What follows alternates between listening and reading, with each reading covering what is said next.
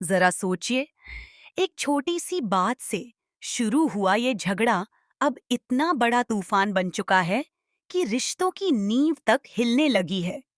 घर में हर कोई बस एक ही नाम से परेशान है, अनुपमा।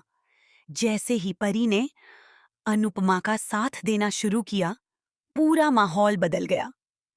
कोई उसे समझाने की कोशिश कर रहा है तो कोई उसे रोकने की। लेकिन परी अब रुकने वालों में से नहीं है। उसने साफ कह दिया कि अगर उसकी जिंदगी में कोई सबसे बड़ी ताकत बनकर खड़ा हुआ है तो वो है अनुमा। क्योंकि जब पूरी दुनिया उसे डराने में लगी थी, तब अनुपमा ने उसे मां बनने का हौसला दिया। परी की आंखों में पहली बार एक अलग ही आत्मविश्वास दिखाई देता है। वो खुलकर कहती है कि उसकी प्रेगनेंसी है और फैसला भी उसी का होगा, चाहे शाह हाउस जाना पड़े, चाहे कैफे। वो अनुपमा से मिलती रहेगी। और यही बात घर वालों को सबसे ज्यादा चुभ रही है, खासकर उसके पिता को। एक तरफ एक बाप का डर है कि उसकी बेटी कहीं टूट ना जाए, और दूसरी तरफ वही बेटी अब उससे सवाल करने लगी है कि आखिर उसकी खुशियों पर पहरा क्यों लगाया जा रहा है। लेकिन असली आग तब लगती है जब पिता गुस्से में बोल देता है कि वो अपनी बेटी पर अनुपमा का साया तक नहीं पड़ने देगा। ये सुनते ही घर का माहौल पूरी तरह फट पड़ता है, क्योंकि सबने अपनी आंखों से देखा था कि जो लड़की रोते हुए आई थी वही अनुपमा से बात करके मुस्कुराते हुए गई। फिर आखिर इतनी नफरत क्यों? आखिर ऐसा क्या हुआ है कि अनुपमा का नाम आते ही रिश्तों में जहर घुलने लगता है? बा भी अब चुप रहने वालों में से नहीं है।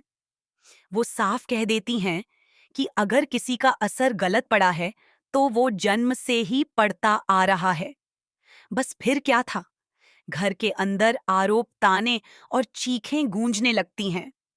लेकिन सबसे बड़ी बात यह है कि अब परी को कोई नहीं रोक सकता, ना उसका परिवार, ना समाज, और शायद ना ही उसकी किस्मत।